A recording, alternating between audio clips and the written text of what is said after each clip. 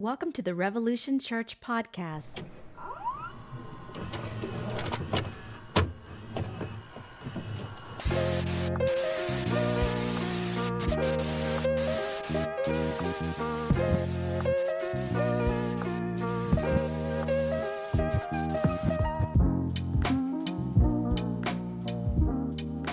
Good morning, everyone.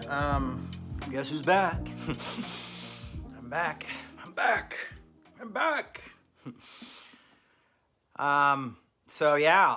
Sorry I wasn't here last week, but Josh did a hell of a job. Grateful for that guy filling in for me. Thank you, Josh.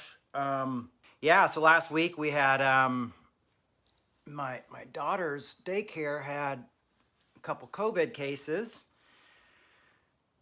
So I wasn't around because I had to.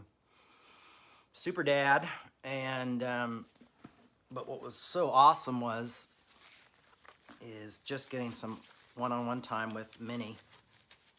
We had such a good time, and she is a hoot, my daughter. So that was really great. So yeah, we had a great time, and Zoe made a good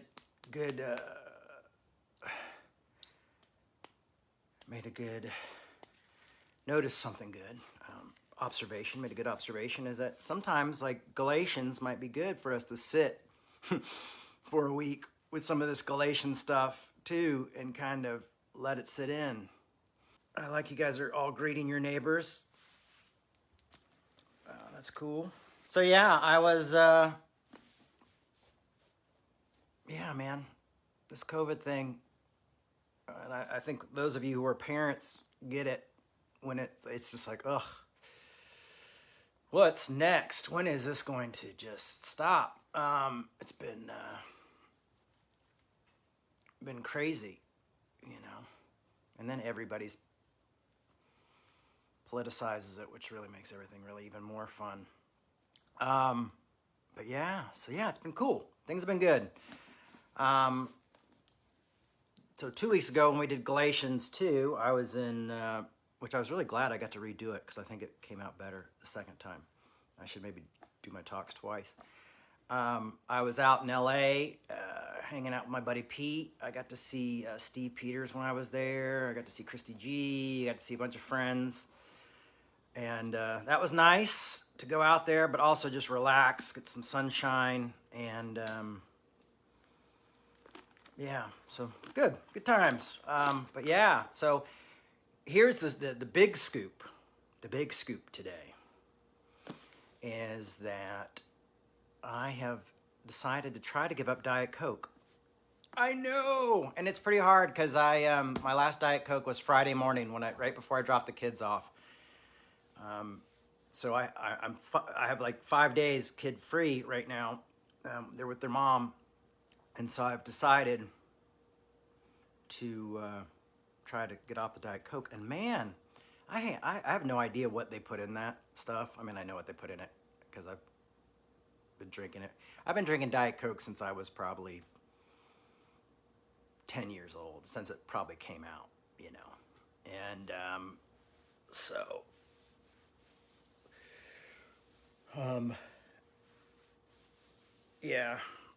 and I know I've had some dental stuff because of it. I tried to blame the smoking, but honestly, the Diet Coke has been more in my life ever than cigarettes ever were. I'm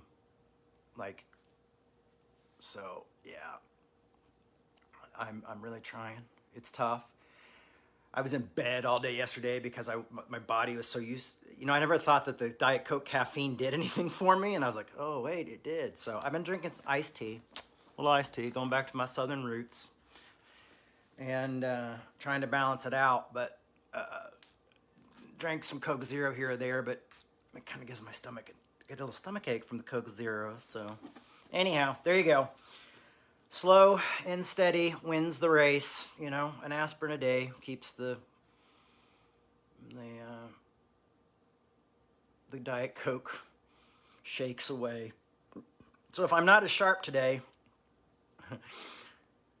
the Diet Coke. I'm trying to cancel the Diet Coke, but it's tough too because it's so tied to my mother, because my mother was a Diet Coke addict as well, so I felt like I was falling into the family addiction.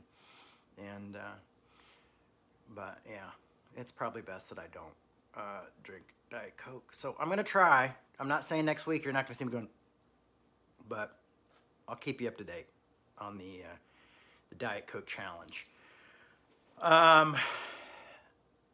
Although now there'll be plenty of Diet Coke out there for you to drink, because I won't be drinking it all. So anyhow, there you go with that. So those are the things I wanted to bring up to you guys. Is just like, thanks for being a part of a community where I can be a father and make that a priority, and also share my diet Coke withdrawals. Someone said Diet Pepsi, laugh out loud. No way. I did drink a Diet Pepsi. I think I had one yesterday because I was like, needed something to take the edge off, but I feel like if I just drink something I don't like to take the edge off, then it's okay. Anyhow. So there you go. Didn't really work, by the way. It lasted for about 5 minutes. I was like, oh, I feel good, and then poof. So one day they're going to find out that they put just a little bit of crack in there, or just a little bit of heroin inside the Diet Coke. Now, I better not say that because I don't want Diet Coke to sue me. Especially since their stock's probably going to go down because of my loss of my losing me as a customer. I apologize if that throws off the whole, throws off the whole system, American financial system. We're going to do Galatians 3 today. And what I like about Galatians 3 is it kind of bookends with fire. It's like boom, and then it kind of ends with boom, and then in the middle it's kind of like trying to explain what's going on and explain the law and explain all this stuff, and you kind of get this technical thing kind of in between that we'll look at. But I like the way it pops in the beginning and the end, and I think we'll all probably think maybe it's harsh. I know when I did this last year there was some pushback. I know when I did it the year before there was some pushback, and that's okay. And what's really cool is when I was in LA, Pete had recommended me to this podcast to be on, because he was doing this, he's talking about the death of God theology or philosophy, whatever you want to call it. And so they're like, hey, anybody else who could talk about this? He goes, oh, Jay. And I'm like, me, I don't know much about the death of God. I mean, I know like Tillich, but Tillich's kind of like the precursor to those guys, to like Altizer and all that stuff. Anyhow, I did it, but we didn't even get very far, and we never got to any death of God stuff, because once they realized what my opinion on atonement theory was, and one of the guys has a doctorate in theology, but I think it's Baptist. I don't know. So we had this really crazy long conversation, but it kind of ended up with the idea of like, can we argue well? Can we disagree well? Type of thing. So as soon as that comes out, I'll let you know. But the Galatians got brought up in that talk as well, so we'll kind of talk about that and hit some of those areas as well. So yeah, it's funny because I think we need a book like Galatians now more than ever. I mean, just like I've just watched like both sides of the sides, this binary thinking of like this side, I'm on this side and you're on this side. Just watching that stuff, like on like the whole thing of like Neil Young versus Joe Rogan thing, and watching how people are reacting to that. And then the funny thing is too, is then to watch how people are reacting to books being banned. And, it's really wild. It's really wild, and kind of a bit of irony in it, I think.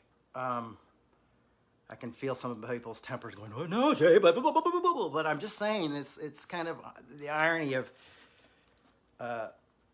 of a lot of this stuff because there's so much. I decided to try to go like on a deep dive on some of this stuff, you know, and you start to see everybody's. It kept reminding me of that verse where Paul says, "All fall short of a glorious standard," you know, or stuff like all sin, you know, even original sin. Because what the reason I thought about that is because I looked at it and like nobody is perfect or innocent in this type of this two-sided situation, because you look at both sides and you go like, you know, well, where does the money for Spotify go? That's probably more concerning than what Joe Rogan's saying. And then you go like, oh, but then where does the money for half of Neil Young's music go to? Who owns his music? And you start looking at that and you go, oh, that's really even more concerning. And then making the Apple Corporation some type of a hero, that's even concerning. I'm going like, and it's one of those things where we just want to make these black and white judgments, and there's like binary thinking, and and nobody's clean here, you know. You could just continue to go down a rabbit hole, and you go, oh, I think that's the problem with like us like virtue signaling today, and trying to like, you know, it's good for us to speak up, but don't let yourself step up on a pedestal sometimes, because with today, people just look into your life and go like, oh yeah, but what about this? And that's what's great about the contradiction of being human, is that there's contradictions in our lives, and that we recognize that. And hopefully through recognizing that type of thing, we give each other a little bit more grace. You know, we show grace to each other and try to realize that none of us are perfect and none of us have our shit together. And, you know, could you imagine if we held the media as accountable as we're holding podcasters accountable? You know, that would be really interesting, because I've seen a very lazy media most of my life, mainstream. And honestly, you know, I feel like I get more of my news from. I never really watched Joe Rogan, so I don't know, but from Russell Brand and the BBC, and even the BBC sometimes seems to kind of go off on a weird situation. But anyway, I just wanted to say that, you know, remember, all these issues are so complex, and there's like no secret answer. Like the other day, it was John Lydon's birthday, or Johnny Rotten. Some of you may know him as. I guess I'm going to get on a soapbox before we get into Galatians 3. So join me. And people were angry because he wore a Trump shirt, you know, and everybody's like, oh, he's a fascist. No, he's this and he's that. You know, I'm like, I don't know him personally, but I know of John. I've read every book he's written, listened to all of his songs, read every interview he's in. He's one of my heroes, but I don't agree with him on everything. But the point is like, all these people, we jump to these like kind of like extremes of where, and you'll see where this is going with Galatians as well. But all of a sudden, like, he represents like, oh, well, he must believe in all the worst things of this party and this person and that, you know what I mean? Rather than maybe he grew up working class, he grew up differently, thinking differently, didn't grow up in this country, whatever. You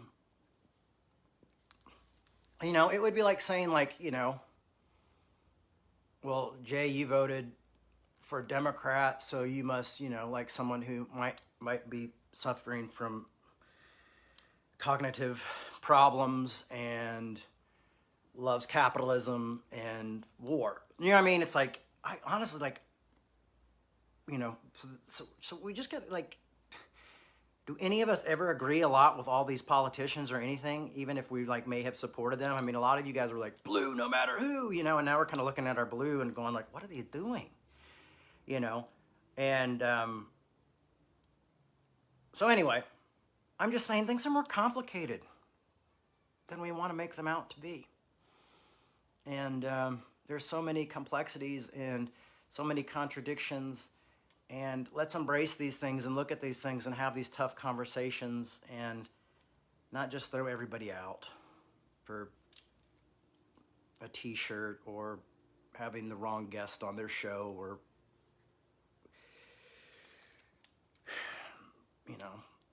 deciding to pull their music. You know what? They're all welcome to do whatever the hell they want. I'm just saying,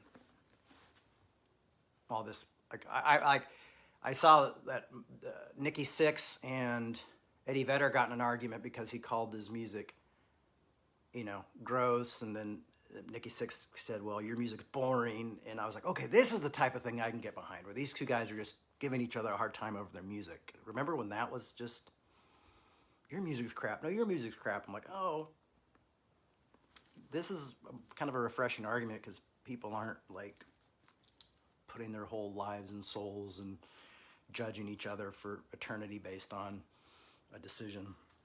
I mean, I do know some music snobs that might do that. But anyway, Galatians 3 starts out pretty tough, almost as Galatians 1 did. Remember, we're going through a whole letter here, so let's just stay on that. But you foolish Galatians, who has bewitched you?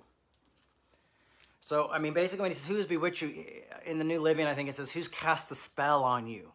Who has cast this spell on you?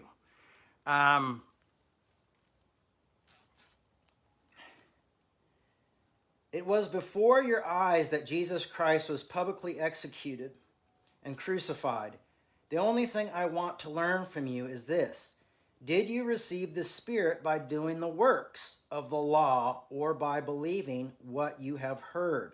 Now remember, he's just told the story about how he had to rebuke Peter publicly for not sitting with Gentiles and only sitting with the Jews, and there's this conflict right now between Jews and the Gentiles here that is causing a huge conflict with the law and with, do we go back to the law? Do the Gentiles need to come in and fulfill parts of the law? I'm going to stay away from the word Gauls today, because I had a conversation with Steve about it, and I haven't been able to double check this stuff on it. I'll let you guys know though, but I'm just trying to keep everything sharp until I can kind of get into it. But one of the things is, but he's angry. He's going, but I love that he says, you foolish Galatians. He's talking to the whole group here, the whole community. Who has done this to you? You guys are confused. So he's not just saying, you foolish Judaizers. He's not just saying, you foolish Gentiles. He's saying, you're a foolish community. What has happened to you guys? How have you gotten far from this? Because there's confusion going on. So who has cast this evil spell on you? So he asked, did you get the Spirit by doing the works of the law, or by believing what you have heard? Are you so foolish? Having started with the Spirit, are you now ending it with the flesh? Did you experience so much for nothing? If it really was for nothing, well then, does God supply you with the Spirit and work miracles among you by your doing the works of the law, or by you believing in what you heard? And I like this idea of believing what you heard, because for a lot of us, I think it might be kind of like you mean because they accepted Jesus as a personal Savior? But it's also believing what they heard, that they are accepted, that the Spirit works amongst them outside of works, that they are accepted, that grace is true and real. So I really like that. And what I like about it is, he's just saying, like, you guys keep trying to go back and prove that you're better than each other by doing certain things. And it seems like here he's also talking to the Gentiles in a way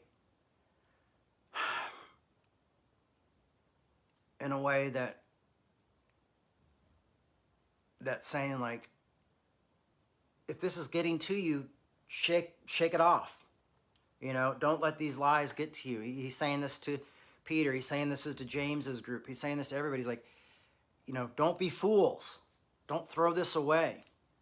It's very strong. I mean, he ended part 2,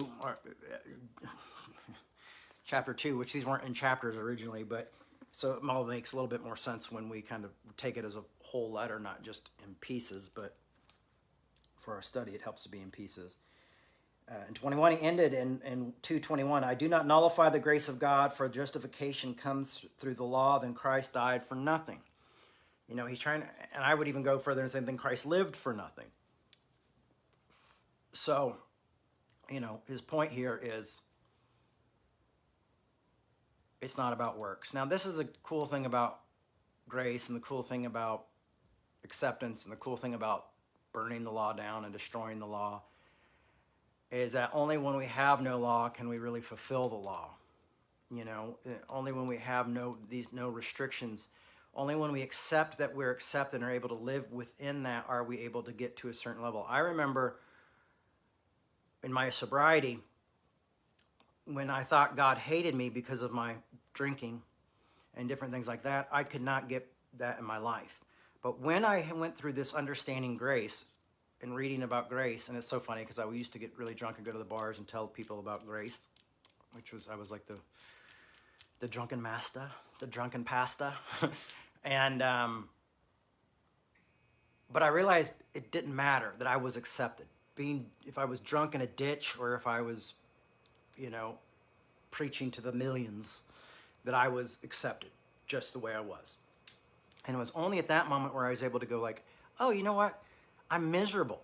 I want to feel better. I want to enjoy life better. And what I'm doing right now to myself is not allowing me to enjoy life.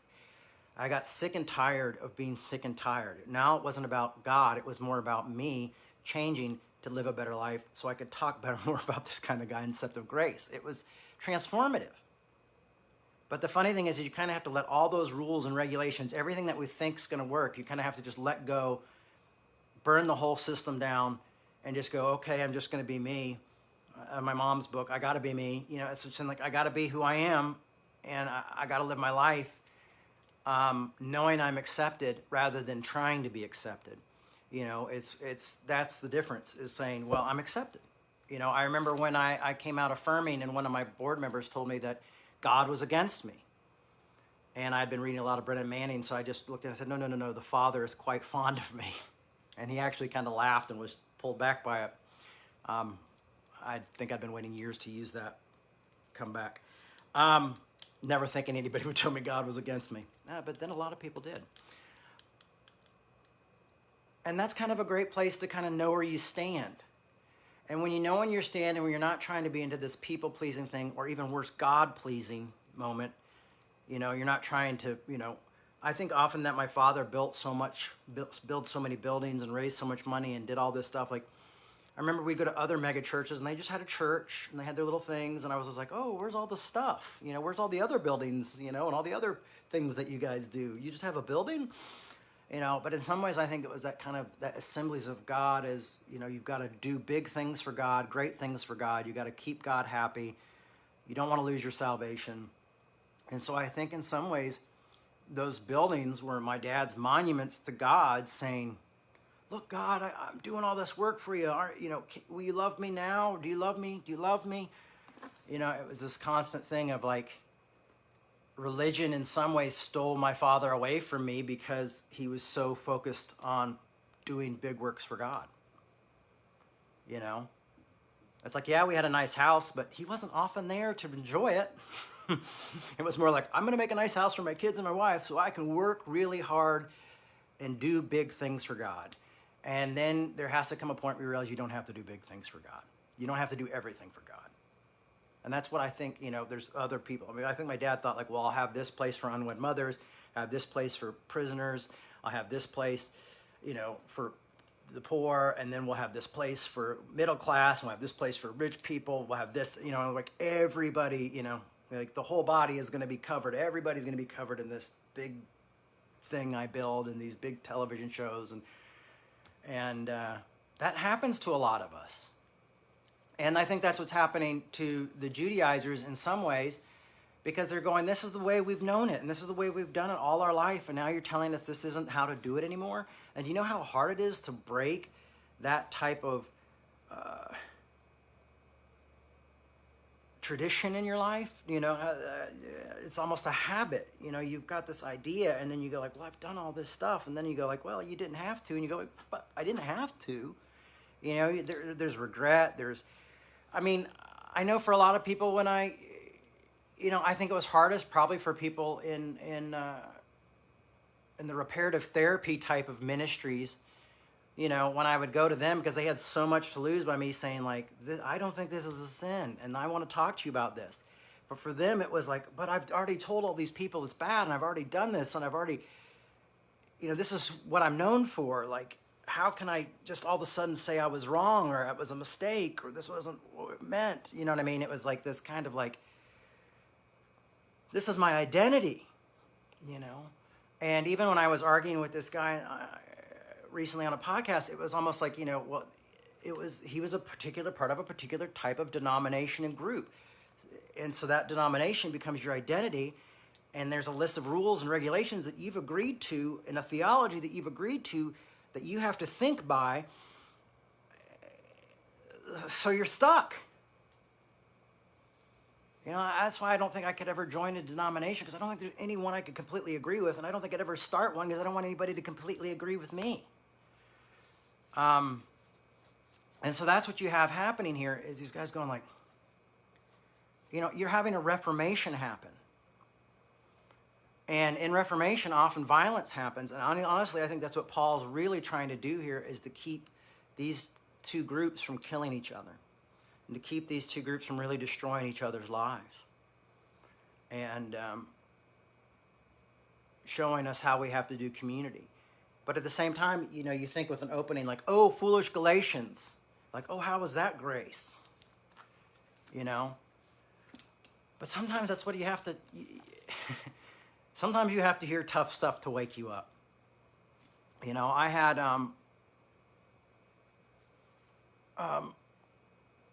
somebody once, I've had this happen a lot, but one particular one that sticks out to me is I wasn't letting somebody volunteer because I knew something about them and blah, blah, blah. And somebody told them that. One of my people who worked for me told me that. I'm glad they actually did, because the person pulled me aside and goes, Jay, you teach a lot about grace and love and acceptance, but you won't let me volunteer because of this, and I think you're wrong, and this is why. And I was like, oh, it just felt like I was just punched in the chest, because he was right and I was wrong, and it was just, and I didn't put enough thought into it, and I wasn't being human about it, and I wasn't, it was just something that I was like, off-the-cuff decision that probably could have really destroyed somebody's life, but instead they decided to confront me. And when they confronted me, they basically were saying, you're being a hypocrite, and it hurt like hell, but it was true. And so it woke me up a little bit. And I said, you're right, and I'm sorry. And we ended up fixing that friendship and working together. So sometimes it takes those things. So I'm not saying that they're not tough words, but it seems like right now we live in a world there's nothing but harsh words. Like hearing someone call you a fool doesn't seem that crazy anymore, or that harsh, or that wake-up moment. It's like we almost have to think of different ways to communicate with each other, because social media has robbed us of any like shock value or anything like that. I remember one time I was with this group of preachers at this thing called Red Letter Christians, and it was all these pastors, working together in social justice issues and stuff, and they just weren't at the place where I thought they should be with the LGBTQ community. And so I was very passionate. And I said, there are kids killing themselves. There are people dying. And I had this pastor say, you can't do that. I don't know, what do you mean I can't do what? You can't say things like that. You're just trying to guilt us. We know that. That's an old preacher's trick. You can't use that argument here. And I said, that's bullshit. And I still agree that that's bullshit, to be honest with you, because it's the truth. I'm like, I don't care what you think it's manipulative or not, or maybe you've used this type of thing to manipulate other people. I don't care. It's the truth. People are dying. And this is the hard facts.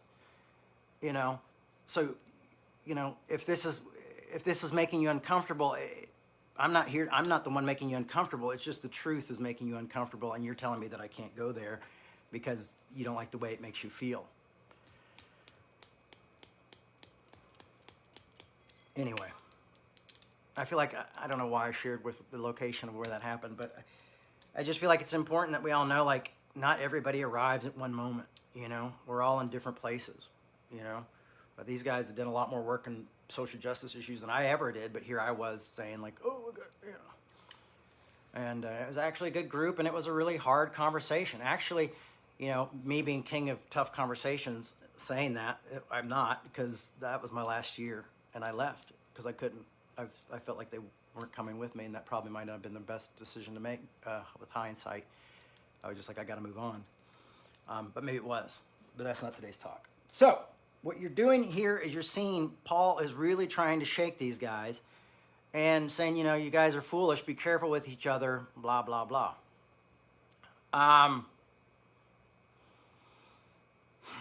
What's next? I love Paul's communication here. He goes,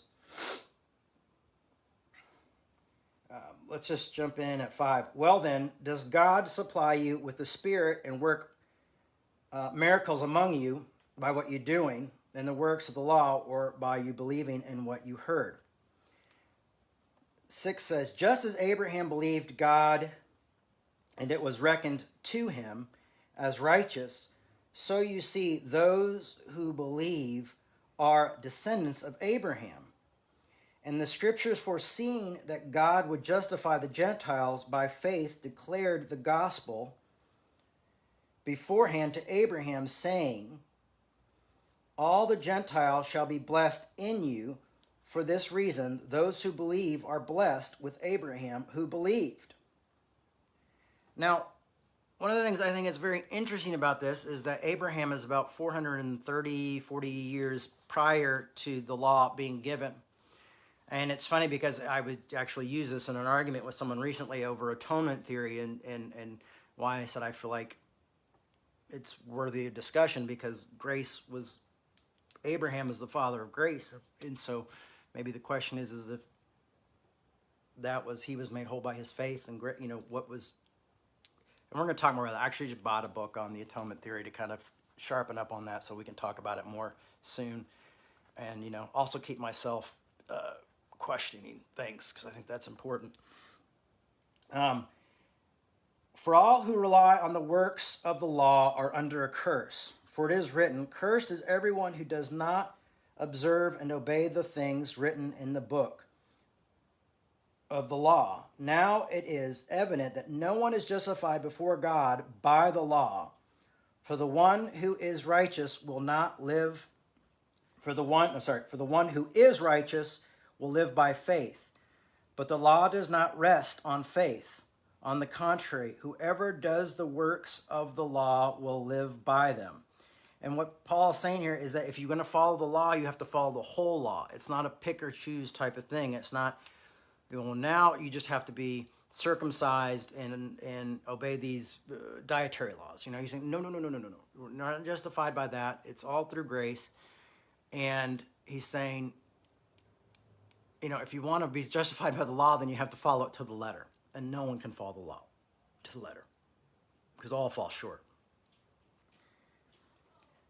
Christ redeemed us from the curse of the law by becoming a curse for us. For it is written, cursed is everyone who hangs on a tree. In order that Christ Jesus be a blessing to Abraham might come to the Gentiles, so that we might receive the promise of the Spirit through faith. It's a lot. Brothers and sisters, I give you an example from daily life. Once a person will have been ratified, no one adds to it or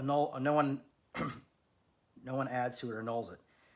Now the promise we are made to Abraham, to his offspring, it does not say and to offsprings as of many, but it says and to your offspring. That is to one person who is Christ. The point is this: the law which came from him, the law which came 430 years later, does not annul a covenant previously ratified by God, so to nullify the promise. For if the inheritance comes from the law, it no longer comes from the promise, but God granted it to Abraham through the promise. So, you know, what he's trying to show is is to the Judaizers, like we're Father Abraham had many sons, and many sons had Father Abraham. He's speaking to his community going like, guys, this is pre-law stuff. So this is really your thing. And he's trying to say to the Gentiles, hey, you guys are covered by something that's pre-law. I mean, he's talking to both groups at this point saying, grace has always been there.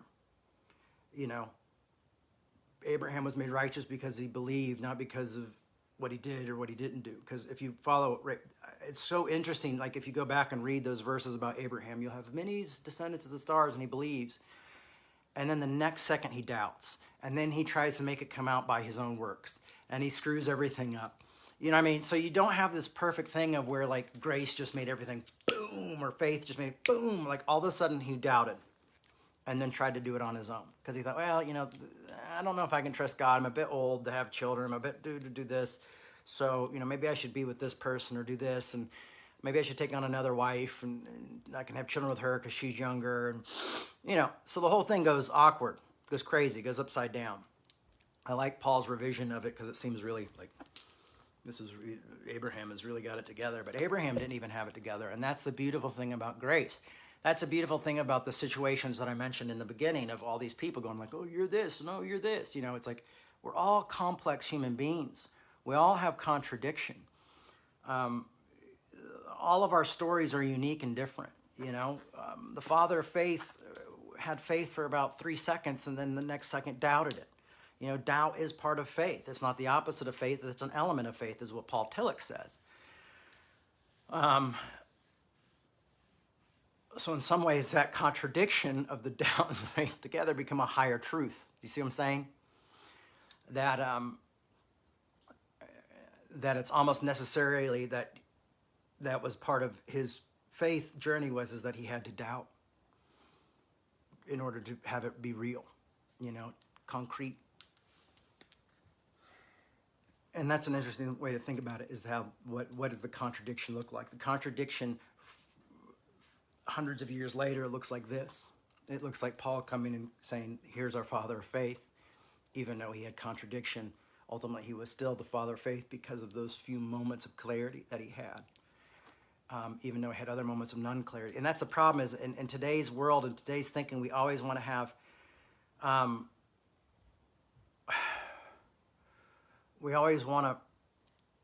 everybody have their shit together, or we always want everybody to, like, sometimes when I do talks, people, what about this? It's like everybody wants my whole theology represented within one talk. It'll never happen. They want the perfect, you forgot. Of course I forgot about that because that's not part of my talk today. We want people to be like, you can be imperfect to a certain extent. Like you can be rough and rugged and, so the left has their side of like, well, we'll accept of people who are kind of messed up. But as soon as you think this way or don't do this or don't do that, you're out. And the right does the same thing. Well, as long as you're struggling, or the conservative Christian, as long as it's a struggle and you're not giving in, as long as you're struggling with it, you're okay. But as soon as you do it and you're okay about it, then you're out. So both sides have their laws. And what Paul is trying to say here is that the law doesn't work. And in the beginning of Galatians, he says, you've created a new law, you've created a new gospel and a new thing like that. And that's what we continuously do, is create these new laws, new gospels, and new ideas of who's in and who's out. You see what I'm saying? Rather than trying to figure out how do we have tough conversations. And that's what this whole freaking Galatians is about, is he's having a tough conversation, trying to prove himself. He's trying to get everybody else to have tough conversations so they don't kill each other. He's really trying to work something out where people do what we try to do here at Revolution, and that is argue well, disagree well. I swear I might cut 3 in half just because it's so long. Let's just try to jump into... we're getting close. Let's just try to... I think we can get through 3. Why then the law? I love this because Paul is like anticipating their questions. And that's something I've always tried to do in my own speaking, is tried to be my, a critic and think critically, so I could have those questions, and also so it helps me prepare and say something that I'm convicted about, but also so it prepares me to sometimes hit a question before it comes out. You know what I mean? Confront something that's going to be there and just go ahead and deal with it. And so he goes, well, then why was the law? It was added because of transgressions, until the offspring would become to whom the promise had been made, and it was ordained through angels by the mediator. Now the mediator involves more than one part, but God is one. Is the law then opposed to the promise of God? Certainly not. For a law had been given that could make us alive, then righteousness would indeed come through the law. But the Scripture has imprisoned all things under power of sin, so that what was promised through faith in Jesus Christ might be given to those who believe. Now, I think we might have to come back to this and go through this. Maybe next week we might have to do that, because I think I'd like to dissect that verse a little bit more, because I think it's complicated. I think it's interesting. I think Paul might be reaching a little bit here, and I think it would be worth a discussion. Honestly, I'd like to do a video chat with you guys one day on Galatians, or like maybe a few classes where we could we could see each other and really hash this stuff out. Would be something I'd like to do soon. 23 goes, now before faith came, we were imprisoned and guarded under the law until faith would be revealed. Therefore the law was our disciplinarian until Christ came, so that we might be justified by faith. But now that faith has come, we no longer are subject to the disciplinarian. For in Christ Jesus you are all children of God through faith. Now this is what I want to hit really hard here, is this: we were in protective custody, so to speak, okay? Under the law. That was the law. He's saying, guys, we were under protective custody, but now that's over. We don't need it anymore. We're free from that. Here we are. We're all under grace. Jesus came and fulfilled the promise. But watch this. So here it says, imprisoned and guarded under the law until then would be revealed. Therefore, the law was our disciplinarian.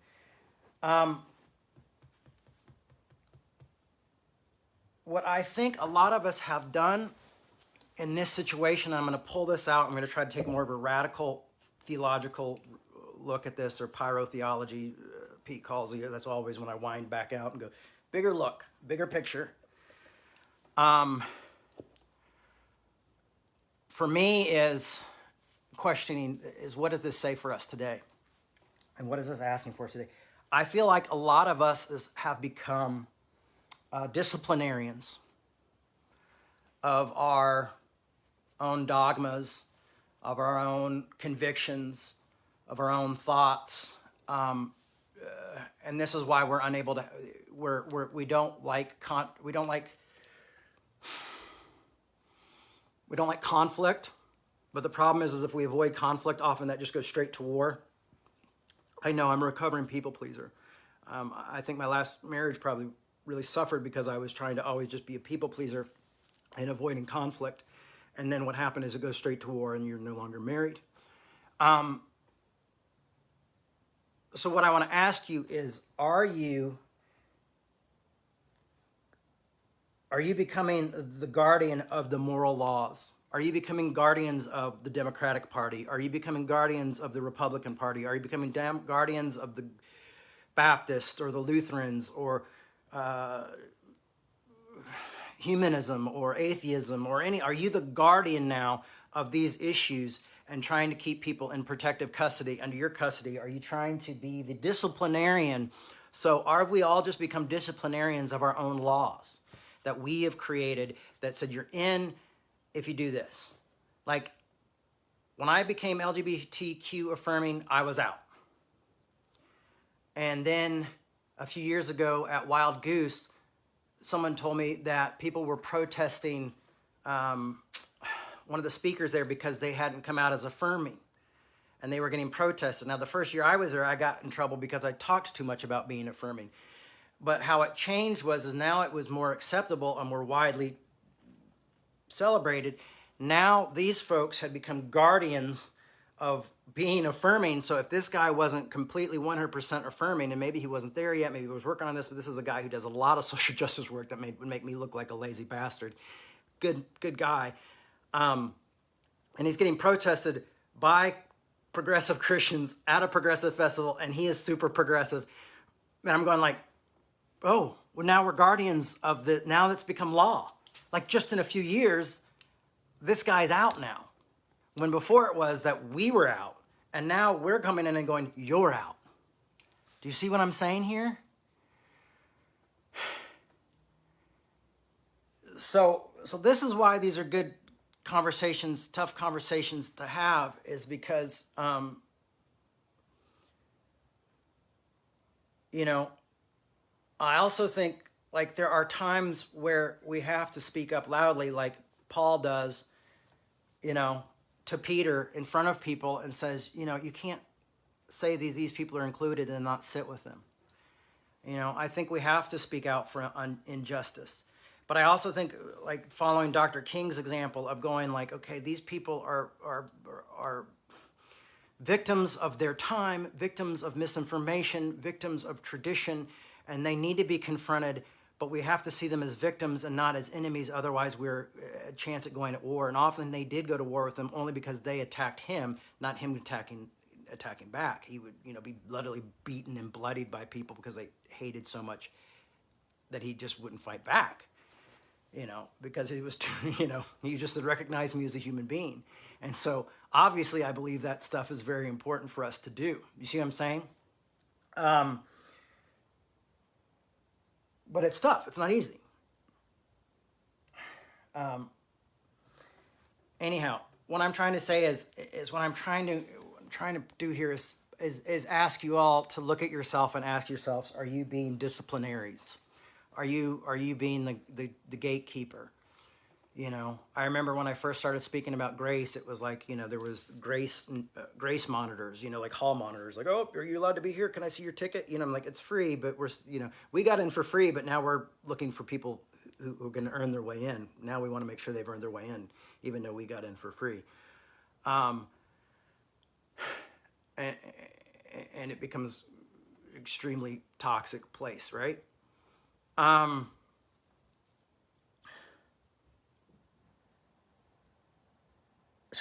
So what I'm just saying, you know, like, are we becoming legalistic people? Are we becoming guardians of our own law? Our own law that is so who's in, who's out, the same thing that they're dealing with here in Galatians, who belongs into Christianity or out with Christianity, or who belongs in my group, or who can I spend time with, who can I talk to? Are we guardians? Because we shouldn't be that.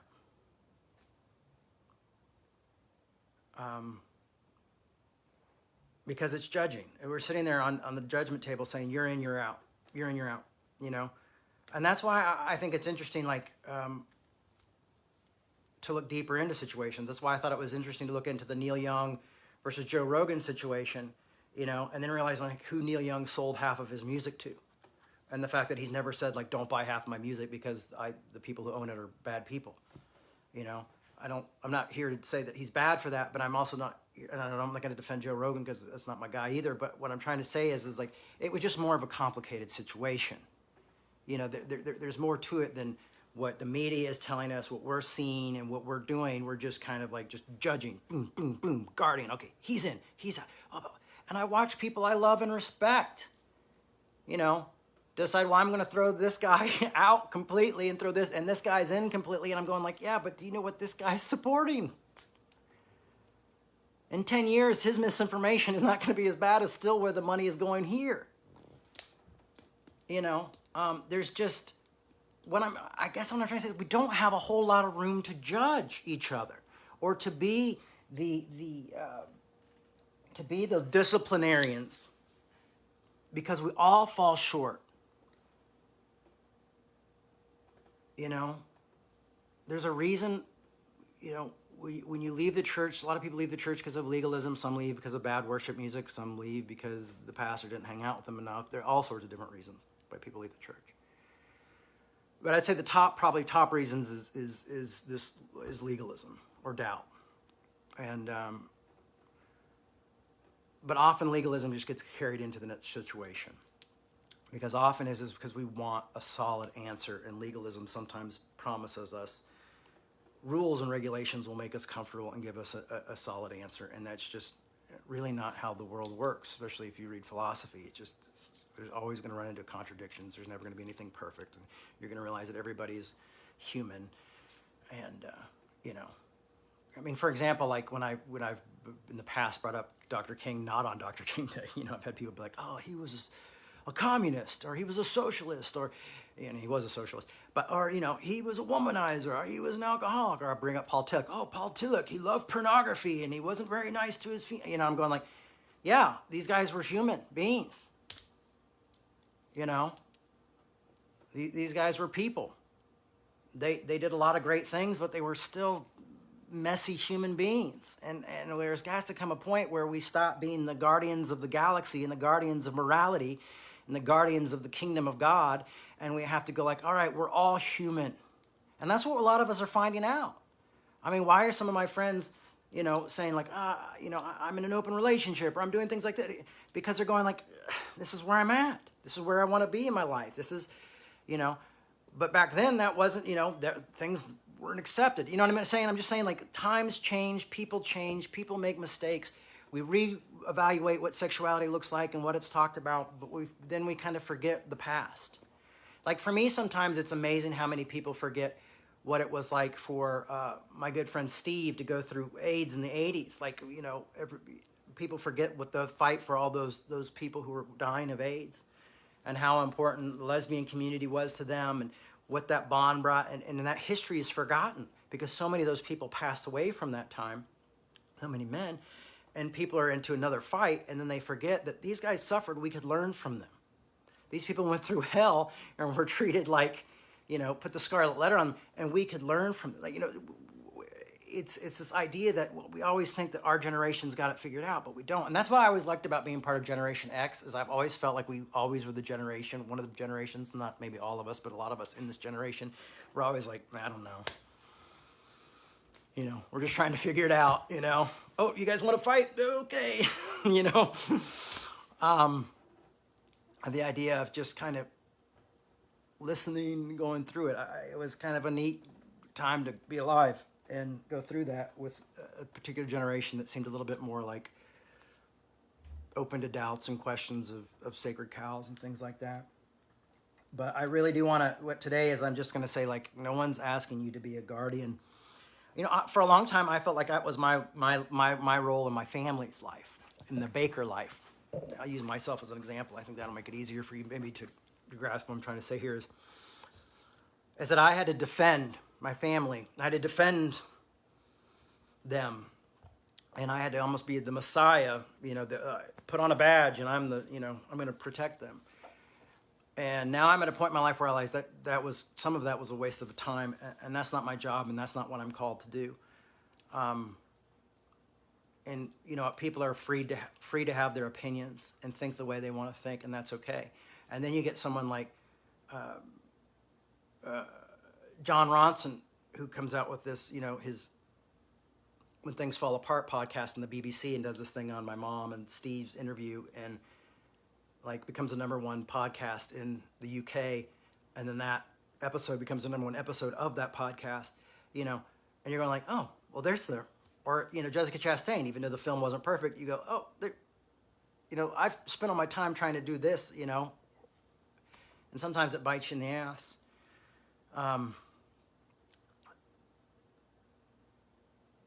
I think it would just be a lot better if we were more open to conflict and we didn't throw everybody out. I mean, I think about like conversations I've been thrown out of because I have a different view, because my parents were the preachers that got kicked out, not part of the community. They were part of the community, but they were the heads. And so when I go in and see people attacking preachers and blah, blah, blah, and I go like, oh, well, as a kid of a preacher who had that happen to, this is how I feel. And they've been like, you're not adding to this, you need to get out. And I one time had a therapist literally tell me I needed to get out of the conversation because I was adding nothing to it. I would say that's probably not the best thing for someone to do, and throw someone out, because we're able to all see different perspectives. and share these and then maybe humanize each other. But that wasn't the goal. The goal wasn't to humanize anyone. The goal was to scapegoat someone, shit on them and blame them for all the issues and then make this person feel better. And, maybe that was what was needed at the time. But it was also on social media. So, maybe that needed to be in a private conversation where people like Jay Baker don't come in and go like, well, it's kind of tough for everybody. So if we want to see changes and see people change, we won't be afraid of conflict. We won't become, the disciplinarians that Paul's talking about here. Now, this is going to be a tough part of the talk. This is the one people usually don't get comfortable with. And I had a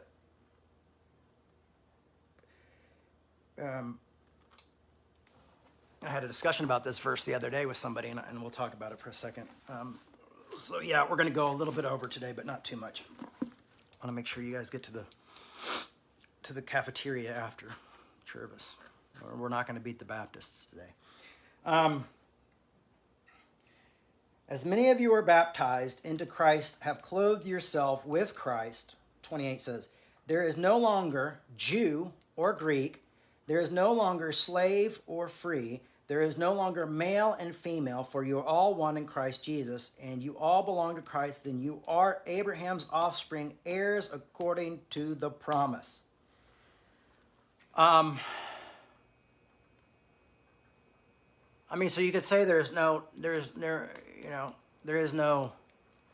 Neil Young and Joe Rogan supporters. There are no conservatives or Democrats. There are no alt-right or woke people or ultra-left, which I probably might be considered to be a leftist, I guess. There aren't, there's, because we're all one. And this is the one where people push back on, and I get it because a lot of us are our identities have been under attack for so long that it's hard not to be there. But I don't think he's saying give up, the fight. But what he's saying is there is no hierarchy, there is no lowarchy. There's neither male, which was the hierarchy at the time, nor female, which was the lowarchy at the time. He's saying you are all one. No one is above, no one is below. It's equality, really. So when we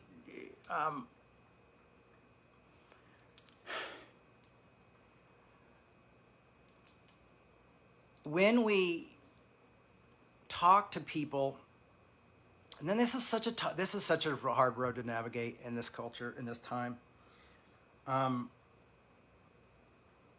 because there's so many different types of situations that it's easy to get into.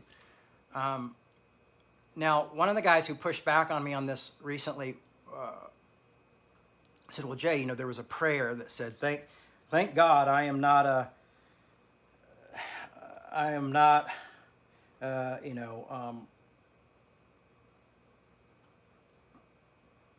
Greek, and I am not a slave, and I am not a female, and that I am, and that this was a kind of a play off that prayer that Paul was playing on. Now, the reason they said that, to say, well, this is a play off of a common prayer that was given, because they wanted to take out the power of the fact of saying, like, well,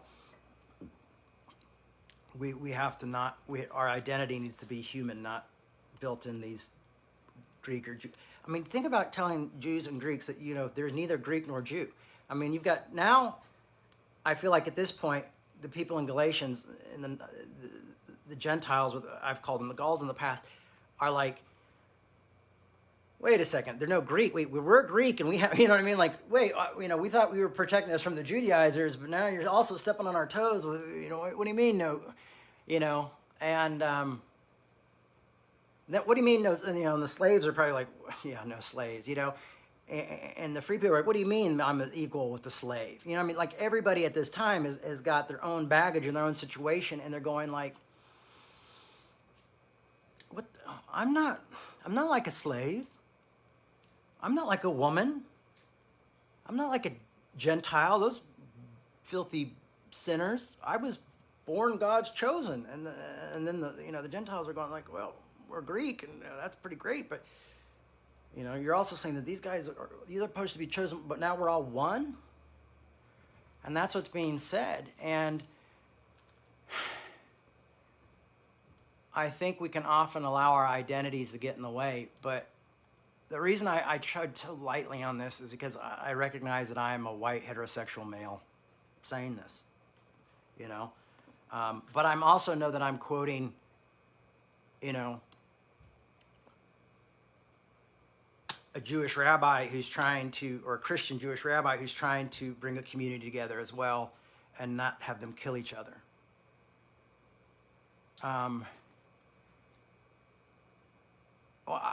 And also, I've seen conservatives be afraid that this will be like, oh, then that means you can, you know, people have been like, well, this one means you can be gay because there's neither male nor female, you know, and then people talk about that, and that's why they go into that. Well, it was an old prayer, and Paul's just saying this and that. But listen to this. There is neither. There is no longer Jew or Greek. There is no longer slave or free. There is no longer male or female. So, obviously, that's not a literal statement because the Jewish people are still Jewish, you know. Males are still males, females are still females at this point. But what he's saying is the hierarchy is gone. There is no hierarchy in Christianity. And there is no lowarchy in Christianity. And to play these things against each other in the faith of Christianity is not correct. This is not how we should play each other in Christianity. We should be willing to have human conversations. So, I mean, when you look at people like Dr. King wasn't saying, I want special treatment. Dr. King was just saying, like, I just want to sit at a lunch counter. I want to have the same voting rights. I just want equality, you know? And that's what they're looking for. But there's a lot of deeper truths around this stuff that's hard to argue with and hard to battle with. And we're all different folks. We're all different wounded people. We've all been through hell and back in different areas of our lives, and some of us based on our identities, and so our identities become very sacred to us. But what it is I think not allowing your identity to become all of you, you know, and not allowing that to be something that causes you to rule over someone else, and that we try to find an equal place. And I've seen it on both sides, you know, where I've seen white supremacists, I've seen use this horrible, you know, do what they do, and we've seen it in our American society with work and different things like that. But we've also seen, like, I've seen situations where people have gone into conversations, and one of my friends in the past was accused of being racist because of the way he talked to somebody. And so afterwards I went and said, listen, to the person who said this, I said, I don't, he said, oh, well, how dare he talk to me like that? You know, he's a racist. And I said, he's not a racist, at least not that I know of. I mean, I'm sure he's got issues he deals with like every other human being does. But he was talking to you like he would talk to anybody else. And the situation is that I feel like maybe sometime this person just wasn't used to being in a really big argument with a type A guy. And I said, listen, it's not that he's racist, that he's an asshole. And I said, we've had similar conversations, and he said similar things to me before. And I said, you know, let's have this conversation. Now, I got in trouble because someone said, how dare you say this to this person that he's not, you know, and you offended them and blah, blah, blah. And I just said, you know, that was a hard conversation to have. And it wasn't something that felt great, but at the same time, I felt like I needed to go and say, you know, this is just how some people treat other people, and it wasn't based on this. Now, that was one situation, so don't please judge me on that one situation for the rest of my life. Was I right or wrong? I think I was in the right place. I think a lot of good, tough conversations came out of it, and I think we all grew out of that conversation as better, you know. But it was tough. And I don't think I would be afraid to do that today in today's climate, is to go up to somebody and say, oh, I don't think my friend was being, you know, hating you for the color of your skin. I think my friend just didn't like your theology and was just pushing back on your theology. And he's kind of a jerk when he does that and comes off kind of hot-headed, you know. And so I think one of those things is that we have to navigate how we treat each other and how others treat each other. And so it's always hard to tell, you know, is this person, when you've been treated so horribly for your sexuality or for your race or for your religion, you know, it's hard to tell when people are being straight with you, You know, it's a hard conversation to have. You know, when heterosexists come in and say this or that, or I don't know. As a white male, heterosexual white male, this is not probably my place to really even talk about it as much. So that's the best I can give you is my example. Now, have I suffered? Have I been made fun of my whole life? When I was a kid, yes. Did I fight? Yes. People hate me because of something that I had nothing to do with? Yes.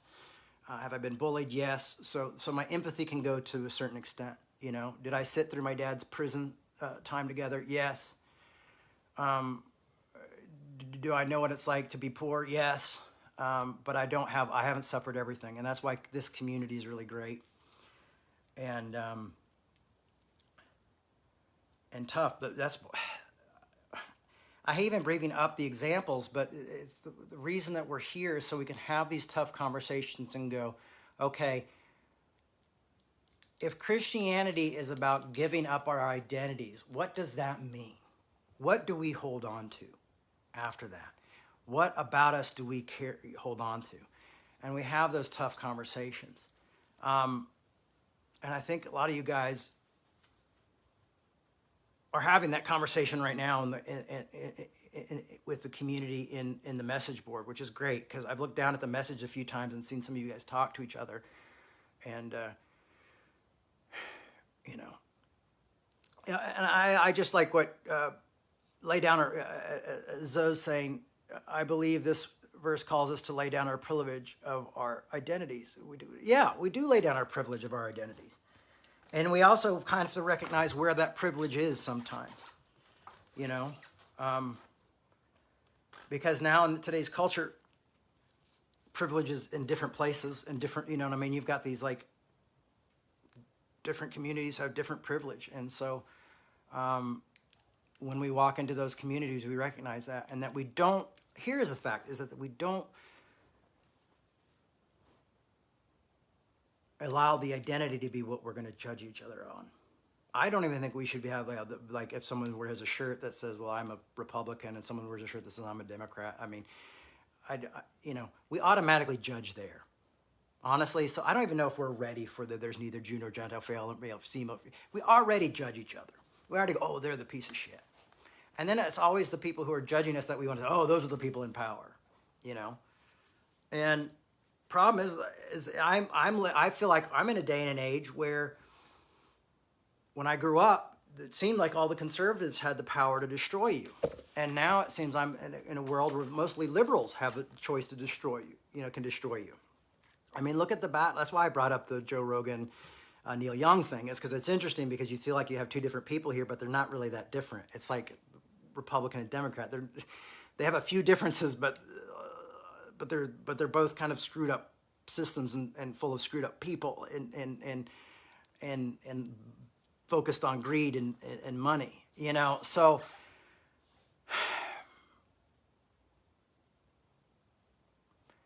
So I guess what we just say is we don't make anybody a savior, and we don't make anybody the devil based on identity politics.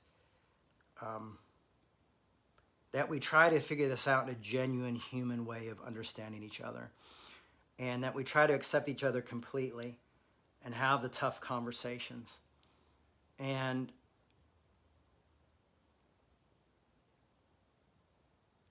we learn to be respectful. I think that's what the great thing is, that the hierarchy is he's saying, treat each other with mutual respect. And I think we can get this out of that there's neither male nor female, Jew nor Gentile, slave or free. He's saying, you know, all right, you slave owners, guess what? You got to treat your slaves with mutual respect, the same respect you would treat anybody else, you know, and kind of that means you should probably let them go. You know what I mean?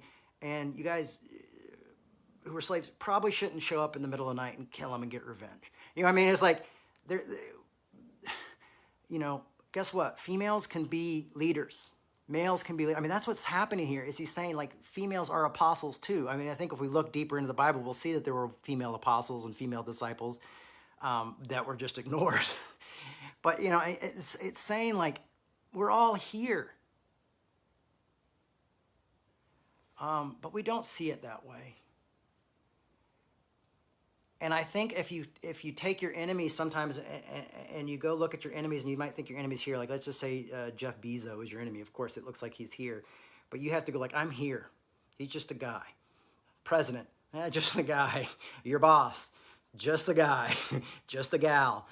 This person, just and you start to go and you start to see things that way. So for me, what that's helped me do is equal the playing field in certain areas of my life, and hierarchy and lowarchy has allowed me to brush off when, like this the other day, I had this guy who has a doctorate in theology, like arguing with me, and I am all self-taught. You know what? And I just didn't care because that degree meant nothing to me because I've studied so much myself that I go like, I feel like I can handle this conversation. Now, if it was a conversation about philosophy, I would be like, oh, talk to my friend Pete. But it was,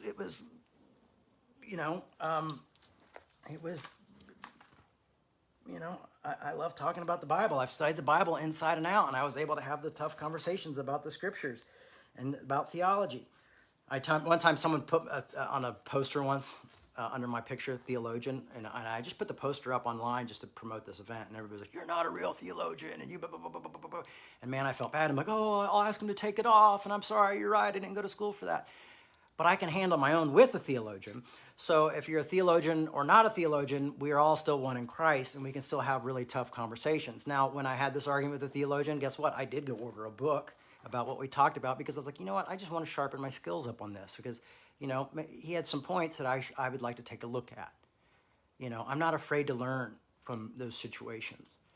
And so I guess that's what I want to encourage us to do, is not be guardians of our stuff, but to have these tough conversations and even sometimes realize, I might need to learn more because they might know a little bit more than me. And at least it leads to us having conversations. Even like Pete's been talking about, like even like conspiracy theorists say these crazy things, but often it leads to conversation that is constructive. Like, for example, like Neil Young and Joe Rogan thing, it leads to constructive conversations. What were we saying about the virus 3 years ago? What are we saying, or 2 years ago? What are we saying about it now? How do artists, I didn't know that supporting artists, I could be supporting corporations. I thought, well, maybe Sony or music corporations, but not like land owning operate. So I learned a lot from these situations when we sometimes disagree with each other. Anyway, maybe that's utopian thinking. Is Paul a utopian thinker? This is tough stuff, guys. This is why I like Galatians, because it challenges me too. Because, as someone who's full of a lot of self-doubt and a lot of depression, it's hard to sometimes think, I got to check my privilege, because it doesn't feel like I have a lot. But I'm sure there is plenty of privilege that I don't see a lot of because I spend a lot of time by myself. And when I do see it, I would definitely I definitely do put it in check. If I ever see anybody liking me because I'm, hey, that's mighty white of you, I would just knock them out. Not really. I would have a hard conversation and then knock them out. But yeah. So guys, I'm off Diet Coke. I could ramble for hours because I'm tired and I need some caffeine. But this is the good news. We're all offsprings of Abraham, male, female. So you can go tell your Calvinist friends that women can be in leadership because we're all one in Christ, and see how they dance on that one. And then tell them that if you're like me, and then you'll just say, oh no, the pastoral epistles, those are all forgeries, so I won't argue with those. And then they go, oh, how are you going to believe that? And watch your head explode. So there you go, guys. But I'm still one in Christ with my neo-Calvinist brothers and sisters, and my atheist brothers and sisters, and my atheist brothers and sisters, and all y'all. Let's just live life well. Try to treat each other well, I guess, is the basic message here, is don't bite and devour each other, because that's what we're going to get into next week, is Paul just being like, come on, guys. Don't destroy each other over this shit. It's tearing you apart as a community, that you're so focused on your identities and your traditions that they've become more important than the other person. And I think that's what we have to see, is our identity and our traditions and ourselves more important than the other, to the point where we would allow the other to be destroyed. rather than restore them. So, love you guys. Appreciate you guys.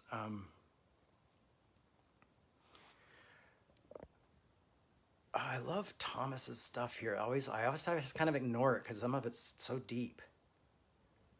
Oh, interesting talking about the forgery question in detail. Oh, okay, Thomas, we will. We definitely will. I'd love to. I've got some really good books on it. It wasn't my idea. So then you can't blame me. Just I read the wrong book, maybe. All right, y'all. Lots of grace to you guys. If you can support what we're doing, honestly, right now, giving is way down. And we really could use your support. I understand life is tough for everybody. But if you have a few extra dollars and you love the work that Revolution's doing, we would do more work if we had a bigger budget. And maybe we can also set up, I'm really wanting to set up classes. The thing is, I'm working with Josh. Me and Josh are working on it, but it's just me and Josh now. And we're trying to set up some ideas. So maybe we could do a thing on the pastoral epistles, and maybe we could, do a more of a open discussion where we could hear each other's voices to talk about Galatians. I'd really like to do that. So maybe try to set up a few more classes. But yeah, thank you guys. Thank you for your support. Thanks for understanding when I need to be a dad. You guys are great. Thanks for having the tough conversations down there. I'm impressed. And to me, that makes me feel like we're doing the right thing and we're on the right road. See you guys. Bye-bye.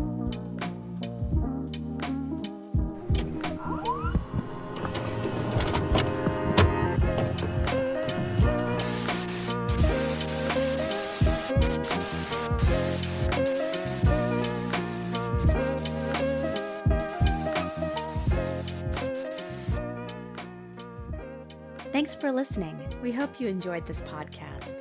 To make your 100% tax-deductible donation today, please visit revolutionchurch.com/donate. You can also learn more by clicking the donate section on the website.